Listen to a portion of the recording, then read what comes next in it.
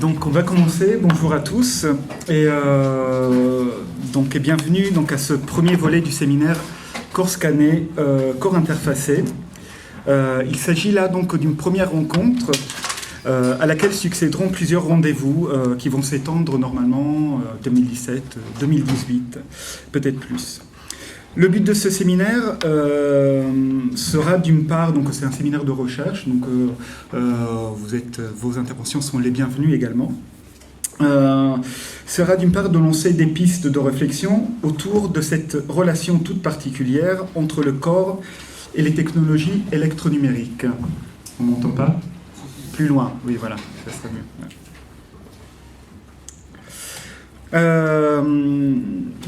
Il s'agit également de proposer un espace d'échange en grande partie axé sur l'invitation d'artistes et de praticiens. Bien sûr, une place importante sera faite également à la réflexion scientifique selon ses particularités méthodologiques. Mais ce qui nous intéressait, c'était vraiment de faire la part belle à la production et de mettre en perspective cette production avec des réflexions esthétiques plus larges. Les domaines artistiques approchés ne sont pas limités. Cette première journée, on rend compte, une journée dans laquelle nous avons à la fois des pratiques axées sur les arts visuels et des pratiques plutôt axées sur le domaine musical. Mais encore une fois, nous verrons tout au long de cette journée aussi des autres rencontres que des porosités existent entre les différents domaines qui vont être convoqués.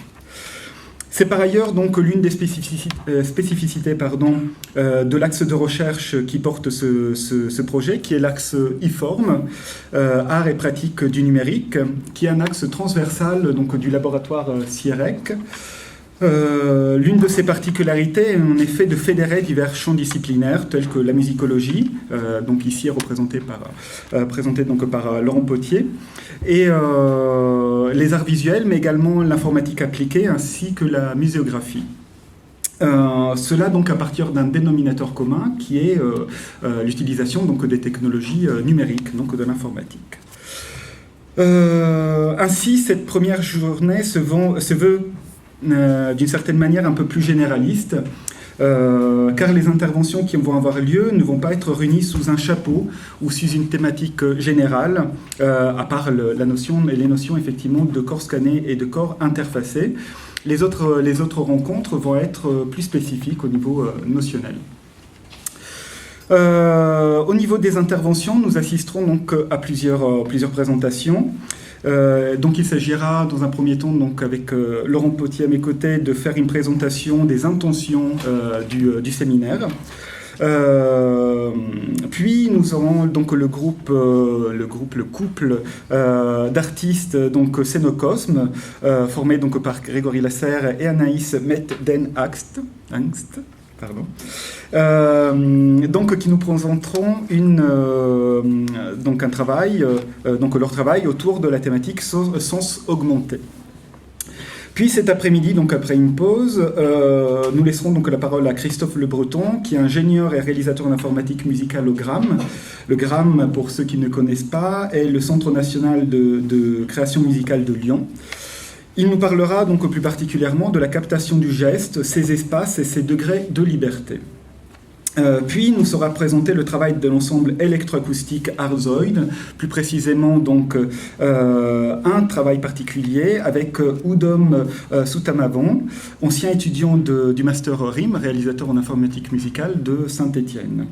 L'intervention s'intitulera, mais peut-être il y a quelques modifications, Musique et réalité virtuelle, de nouvelles géographies sonores. Malheureusement, Gérard Ourbette et Monique Vialadieu n'ont pu se joindre à nous aujourd'hui.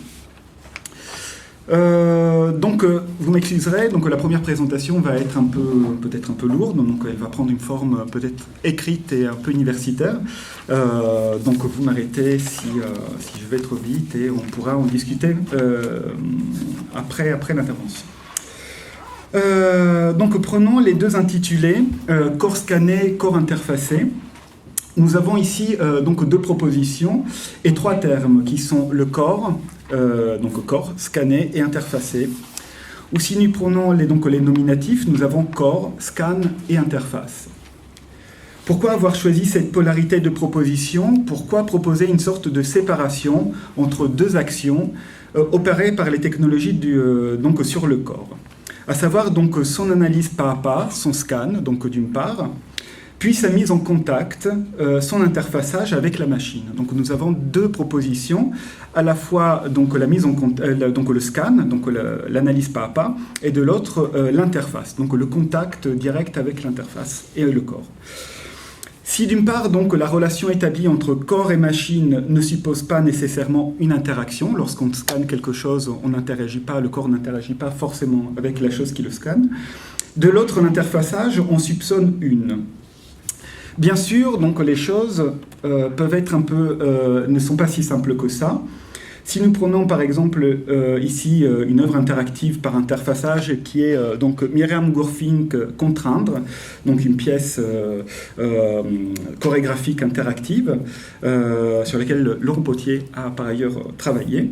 Donc ici, il y a bien un contact physique avec des données. Par contre, l'ordinateur va scanner les données pour les interpréter.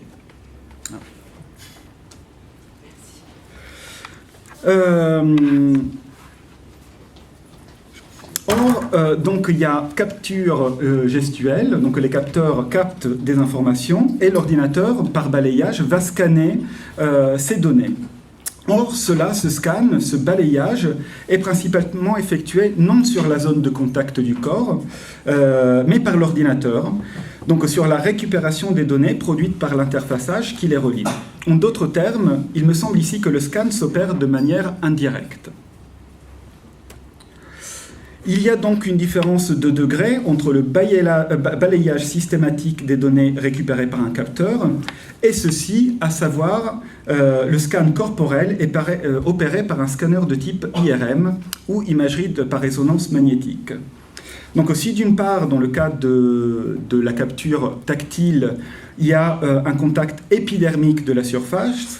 De l'autre, nous assistons à la mise en place d'un balayage distant de la profondeur corporelle. Donc d'une part contact et de l'autre balayage distant.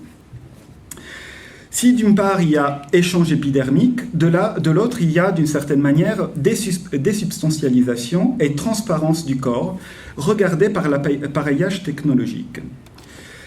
S'il ne s'agit pas de séparer complètement ces deux facultés, cela renvoie, il me semble, à deux façons qu'a le corps de se positionner face à la machine, ou plutôt qu'a la machine d'appréhender le corps.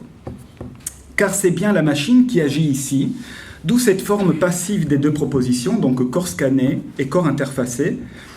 La machine est ici vue comme opérante, c'est-à-dire qu'elle a une action sur le corps, une action directe, comme étant munie d'une certaine façon, d'une certaine autonomie et de la faculté d'objectiver le corps, de l'appréhender de façon active. C'est-à-dire que ce n'est pas le corps qui va vers la machine, mais c'est comme si la machine allait vers le corps. Donc on lui donne une certaine forme d'indépendance, d'autonomie. L'automate informatique scrute, scanne, analyse, augmente, voire traverse le sujet en déplaçant constamment les limites épidermiques et cognitives qui interfacent donc le corps et son environnement technique. Donc ici, il y a une porosité du corps. Dans ce contexte, donc, les deux propositions de l'intitulé corps scanné et corps interfacé vont renvoyer également à deux notions, voire deux procédures, celle de transparence d'une part et celle de contact. Donc je me propose là d'aborder la première notion, celle de transparence, et Laurent Potier donc, traitera par la suite de la question plutôt du contact, donc de l'interfaçage par contact avec capteur. Donc plus particulièrement dans les dispositifs musicaux, électroniques et électronumériques. Donc, transparence. La notion de scan renvoie à une action donc, d'effeuillage progressive. Lorsqu'on scanne numériquement un document papier, on le balaye progressivement, pas à pas, pour en constituer une image semblable. Il n'y a pas donc d'empreinte indicielle, c'est-à-dire que le scan ne fait pas une empreinte telle que pourrait le faire finalement l'appareil photographique ou l'empreinte photographique. Il n'y a pas, comme dit Georges Huberman, finalement une ressemblance par contact. Non, le scan ici numérique opère un séquençage progressif. Cette faculté de progression, nous la retrouvons donc dans l'étymologie même du mot.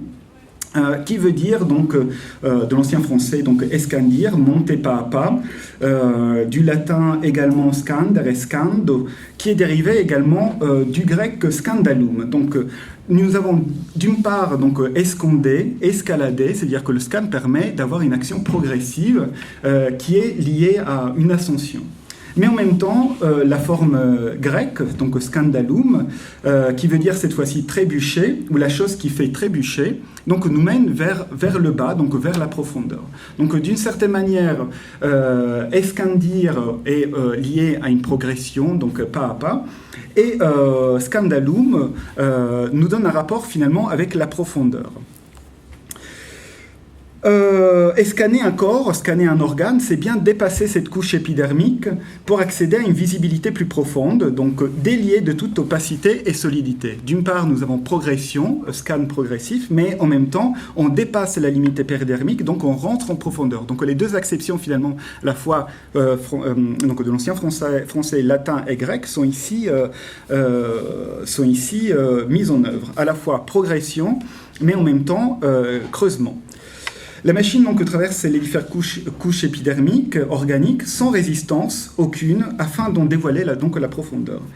Voici ce que nous dit par exemple Pierre Lévy dans Qu'est-ce que les virtuels, dans son chapitre dédié à la virtualisation du corps. Donc je cite: les images médicales donnent à voir l'intérieur du corps, sans percer la peau, ni sectionner des vaisseaux, ni découper des tissus. On dirait qu'elles font surgir d'autres peaux, des dermes enfuis, des surfaces insoupçonnées remontant au fond de l'organisme. Rayons X, scanner, système à résonance magnétique nucléaire, échographie, caméra à positron virtualise la surface du corps. C'est l'une des particularités donc, de l'œil technologique, l'œil qui nous scrute finalement, mais également de bon nombre d'objets technologiques, que de considérer le corps en tant que substance perméable, c'est-à-dire pouvant être traversé. Le corps n'est donc pas seulement une surface, mais un abîme de couches transparentes. Cela s'applique non seulement à la matérialité du corps, mais également à ses composés énergétiques, à son éther en quelque sorte, selon l'expression de Newton, et tel qu'on pouvait encore l'appeler au XVIIIe et XIXe siècle. L'idée, la possibilité d'une pénétrabilité et transparence du corps organique se fait alors donc de plus en plus prégnante.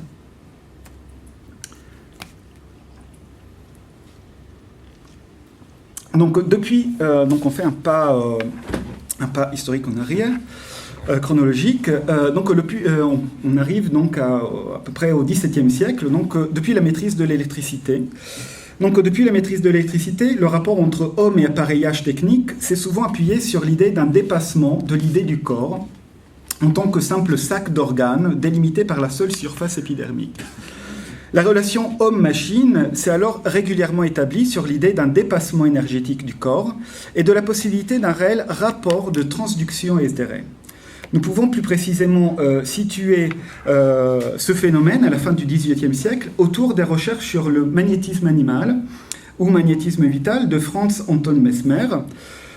Pour ceux qui ne connaissent pas, c'est lui qui donna donc le lieu au courant qu'on appelle mesmérisme. Et pour ceux qui connaissent les magnétiseurs, donc c'est une grande partie est inspirée donc de ces pratiques.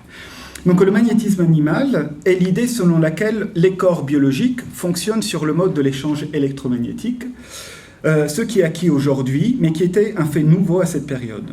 Le corps, donc fonctionnant en grande partie sur le modèle d'un complexe électrochimique, la maladie serait donc, selon Mesmer, le résultat d'un blocage énergétique électrique dans une partie donnée du corps. La séance de magnétisme permettait alors, par régulation de la circulation électrochimique, de rétablir la bonne santé du malade. Il n'y a rien d'ésotérique dans la démarche de Mesmer, mais seulement une procédure fonctionnelle médicale. Bien que, comme vous pouvez l'observer, le rapport entre patient et médecin, ici, se fait à distance, afin d'établir ce qu'on appelle le neurogamie, c'est-à-dire un mariage nerveux, donc un mariage entre le médecin et le patient. une sorte d'interaction donc énergétique à distance dont la scénarisation semble transparaître dans nos dispositifs à interaction distante contemporains. C'est-à-dire que nous avons ici un rapport assez explicite, en tout cas une relation assez évidente entre le rapport établi entre les deux personnages et finalement la manière avec laquelle on interagit des fois avec des œuvres interactives à distance, par capture par caméra, thermique ou autre. Infrarouge, etc. Donc cela, par contre, donc à cette période, rend compte du regard tout particulier que l'on porte sur le corps et ses constituants. Le corps n'est plus seulement considéré comme forme solide, formée de parties anatomiques identifiables, objectivables, mais émerge aussi l'idée d'une certaine transversalité et porosité de sa substance. Et cela peut être non seulement approché de manière intellectuelle, mais également de manière objective, devenant mesurable et pouvant faire l'objet d'une manipulation par un objet technique tiers. C'est le cas, chez Mesmer, donc du fameux baquet à magnétiser. Comme vous pouvez l'observer, l'objet se présente sous la forme d'un cylindre auquel sont attachées des tiges en métal. Par la position des mains sur ces sortes d'interfaces, il était alors possible de guérir l'ensemble des participants. Bien qu'il faille toucher l'objet, cet objet médian met en place un système d'échange s'appuyant sur l'idée d'une transportabilité et une matérialité des diverses substances corporelles, ou plutôt transcorporelles. Ici, un autre exemple, donc nous avons une séance à droite d'une séance de magnétisme au travers donc d'un baquet. Les patients touchaient ce baquet, ces objets métalliques, et l'énergie pouvait recirculer et finalement la guérison pouvait se passer. Donc, il y a un objet médian, et à la fixité de l'enveloppe corporelle et sa forme, sa gestalt, s'additionne donc une énergie circulant au-delà des organismes et de leur solidité, qu'elle est alors capable donc de traverser. Et l'objet technique, donc dans ce cas, ici fonctionne comme objet médian, permettant sinon de révéler, du moins de désigner cet éther impalpable.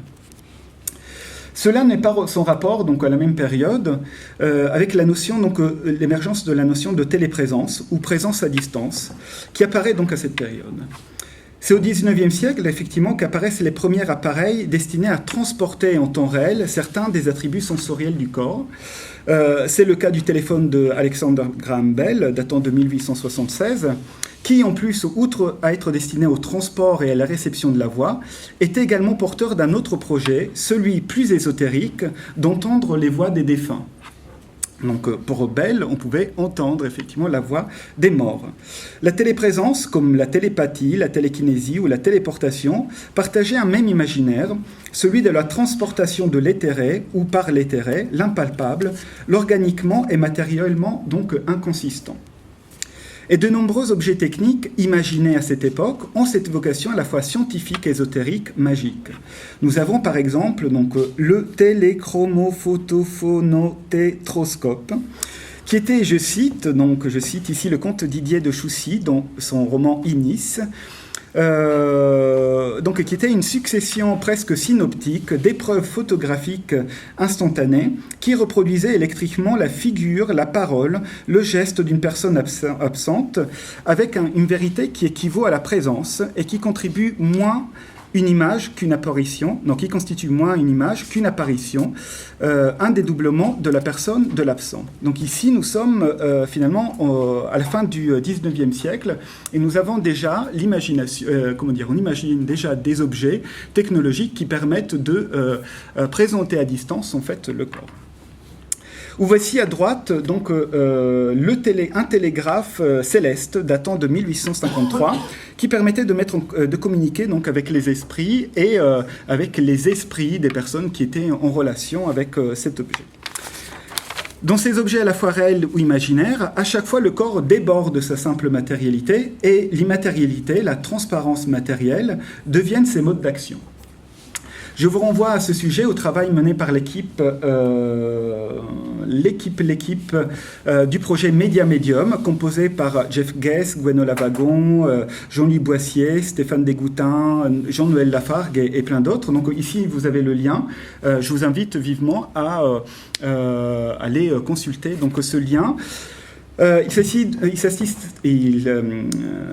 s'agit donc d'un groupe de chercheurs, d'artistes-chercheurs. Et ce groupe est axé, donc, je cite, sur l'histoire de la transmission à distance et comprend 2 objets d'étude.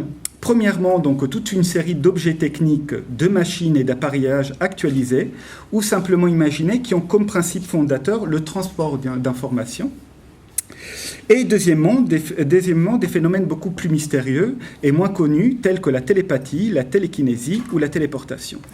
Donc, dans ce groupe de recherche, finalement, leurs propos théoriques et artistiques, ainsi que leur méthodologie, est de mettre en correspondance cette double fonction de l'objet technique, à la fois objet scientifique, mais également relevant d'un imaginaire magique, proche de l'occulte et du paranormal, dans lequel, donc, encore une fois, la corporéité est l'objet d'une négociation nouvelle qui déborde donc littéralement son unité et sa consistance matérielle. Donc, éther, transparence et téléportation relèvent du même processus de dématérialisation de la corporéité. Il est intéressant donc de remarquer que souvent des objets techniques accompagnent cette mise à mal du corps physique en accentuant son processus donc de virtualisation. De nombreux dispositifs contemporains jouent sur cet imaginaire.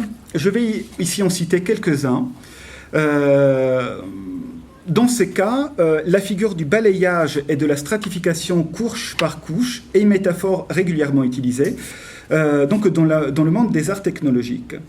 Si l'écorché, vous vous souvenez, donc vos cours d'histoire de l'art et l'étude d'anatomie étaient des procédures scientifiques et techniques, en tant que procédures scientifiques et techniques, sont des figures qui ont fortement marqué l'expression artistique à partir du XVIe siècle. De la même façon, finalement, la vision électronique et électronumérique, souvent externe au domaine artistique, comme le scanner par exemple, imprime de façon non moins pérenne le mode de création contemporain, donc les modalités de création contemporaine, en lui conférant une empreinte formelle reconnaissable. Ici, nous avons le travail de David Spriggs, Transparency Report, Spriggs, pardon, c'est S-P-R-I-G-S, et je me suis trompé. Donc le travail de Spriggs est fondé sur la construction de volumes translucides. Donc c'est l'un de ses traits caractéristiques. Donc ici, il s'agit d'accumuler, strate par strate, des fins motifs afin de donner l'illusion de l'objet tridimensionnel. Transparency Report, c'est une série de 2014, est composée donc ici de 4 sculptures, représentant chacune donc un ensemble d'objets, un objet en particulier. Ces derniers sont la reproduction de clichés issus de bandes de contrôle des douanes dans lesquels on voit des objets passer sous le rayon X. Donc nous avons une photo qui est celle de la photo passée par rayon X et cette reconstitution. L'aplatissement des volumes opéré par la machine donne en contrepartie une visibilité des diverses couches matérielles du contenu des objets représentés. Sac, valise, sac à caméra et étui de violon sont ici donc représentés. L'artiste s'attaque à une imagerie du contrôle intrusif, l'analyse procédurale d'un objet physique. Celui qu'on le retrouve donc aux douanes des aéroports. L'objet représenté en devient transparent et accessible, contrôlable. Ici, Spriggs on réinterprète le principe formel en accumulant couche par couche chaque strate de l'image obtenue par scan. Donc ici, nous avons, donc l'image n'est pas assez grande, mais nous avons une suite finalement de membranes donc translucides sur lesquelles sont gravés les différents motifs qui donnent le volume, donnent le semblant de volume de l'objet scanné. Les objets qui en résultent sont comme suspendus, immatériels, désubstantialisés, éthérés. Cette procédure que nous pourrions nommer de désopacification n'est pas seulement opérante sur les objets inertes. En effet, donc, l'artiste l'applique également donc à l'imagerie du corps humain. Tel est le cas donc dans cette pièce, The Visible Spectrum, donc de 2015. Donc une imagerie issue de scans destinée à analyser le contenu des camions aux frontières afin de vérifier si cela ne transporte pas les clandestins illégaux. Vous connaissez peut-être ce type d'imagerie à droite que nous retrouvons également, qui sont assez actuels, donc dans lequel on voit finalement le scan de camions dans lequel souvent des clandestins sont présents.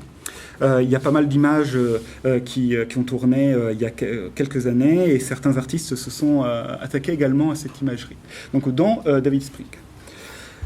Donc l'image ici est simulée, c'est-à-dire qu'elle n'est donc pas issue d'une saisie sur le réel, mais le réel, donc l'image à droite, est inspiré, donc le processus de modélisation qui est à gauche. Bien qu'elle soit simplement simulée, cette image simule donc en quelque sorte les caractéristiques réelles des divers types de technologies d'imagerie, ne pouvant cependant pas être couplées dans des conditions réelles de prise de vue. Nous avons ici le modèle de l'IRM, mais également de l'imagerie thermique. Bien que simulées, ces images renvoient à une réalité qui est celle de la traque des clandestins à la frontière des États-Unis ou le Mexique, mais également ici en France, dans la région limitrophe entre le nord de la France et l'Angleterre. Ici, donc à droite, nous avons la prise réelle des clandestins, bien que localisée. Donc ce cas de figure renvoie à une réalité tristement partagée par différents endroits du globe. Je vous montre donc un extrait de la vidéo. Excusez-moi. Je dois sortir du PowerPoint.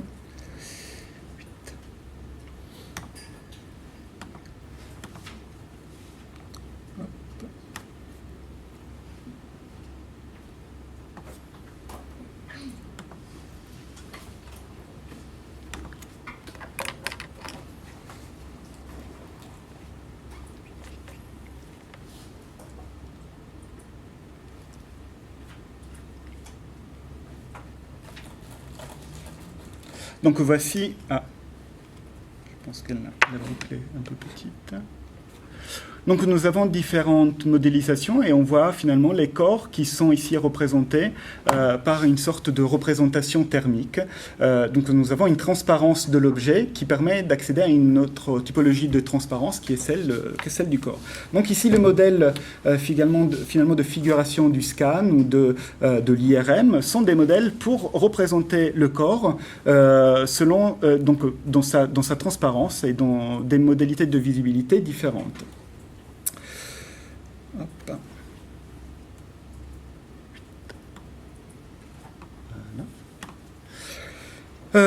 Ici, l'accès au corps se fait ici par transparence et par un processus d'objectivation.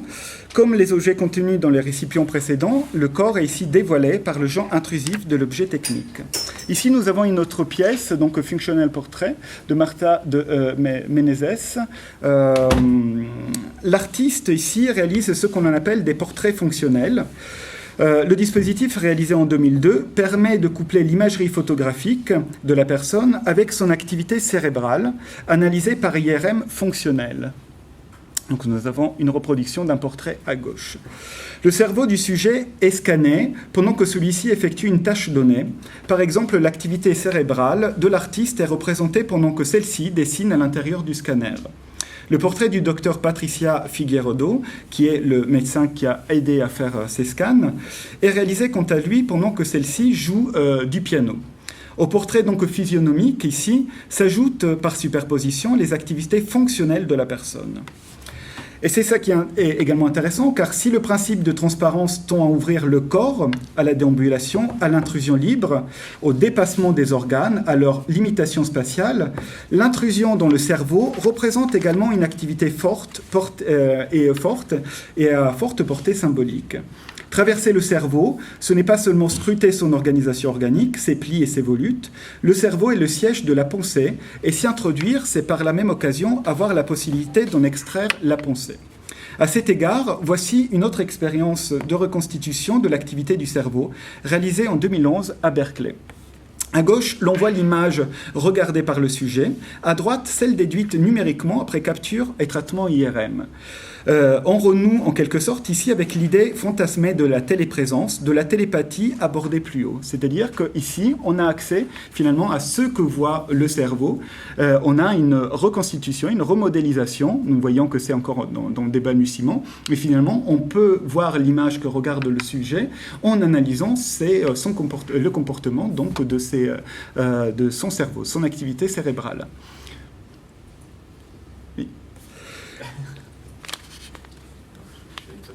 Oui, non, par déduction.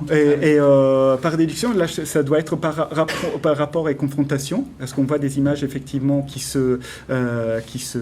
comment dire, des images reconnaissables qui viennent se superposer, mais effectivement dans des patterns très simples, on peut effectivement voir par transparence finalement ce que voit le sujet regardant en fait. Pour l'instant, on en est vraiment à des balbutiements, mais cela tend vraiment à se complexifier. Il y a quelque chose de similaire également dans une pièce, dans la pièce Cellulairement de Dorothy Smith, réalisée en 2012. Le dispositif est composé donc d'une caméra thermique et d'un miroir qui permet au spectateur de se voir de plein pied. Un projecteur renvoie au spectateur, c'est ce qu'on voit ici à l'image, son empreinte thermique rediffusée en temps réel. Il y a en quelque sorte coïncidence étroite entre la silhouette du spectateur et son image thermique rediffusée. L'image affichée ne résulte pas d'un scan en profondeur, comme on a vu précédemment, mais offre à ce dernier la possibilité d'accéder à une donnée non visible dans des conditions naturelles de vision. Le corps affiché est un corps intensif dont les zones d'activité se modifient continuellement selon les variations calorifiques du spectateur. Une fois le spectateur stabilisé dans le dispositif, un scan est posé par la machine, et opéré par la machine, et cela absorbe littéralement l'empreinte thermique de celui-ci en la transmettant à une base de données. Donc il y a une empreinte, visualisation des valeurs colorimétriques du spectateur, empreinte par la machine, archivage et retransmission dans une base de données. Une fois l'objet absorbé, donc les empreintes des différents spectateurs ayant expérimenté l'œuvre sont alors stockées et téléchargées ensuite dans une puce électronique sous-cutanée RFID implantée sous la peau de l'artiste. De façon transcorporelle, l'empreinte du spectateur est littéralement extériorisée, téléportée et assimilée au sein du corps de l'artiste. Donc je vous montre la vidéo, le teaser. So, just do it. Il y a des problèmes, pardon. Hop, excusez-moi. Hop. Je pense qu'il y a ça en arrière-plan.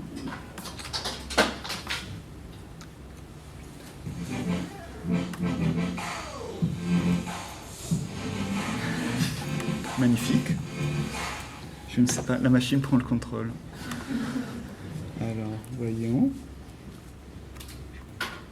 C'est bon.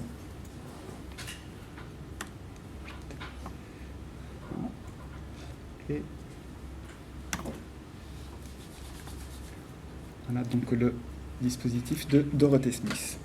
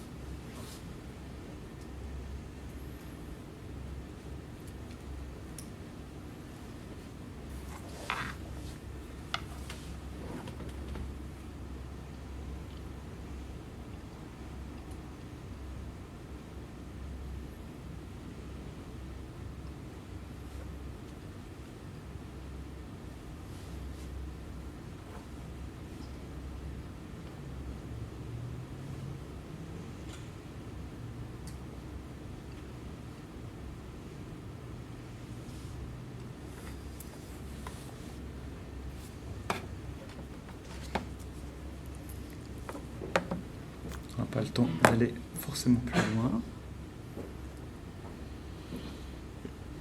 Je vous pousse vraiment à aller voir la pièce donc en ligne. On n'aura pas le temps court finalement. Et voilà, donc nous avons donc l'empreinte donc calorifique, et ensuite donc une puce qui a été implantée sous la peau de l'artiste donne virtuellement finalement cette possibilité de téléprésence et d'intégration finalement du plan énergétique corporel donc à l'intérieur du corps de l'artiste. Ensuite, donc, pour finir, donc, autre modalité donc, de scan.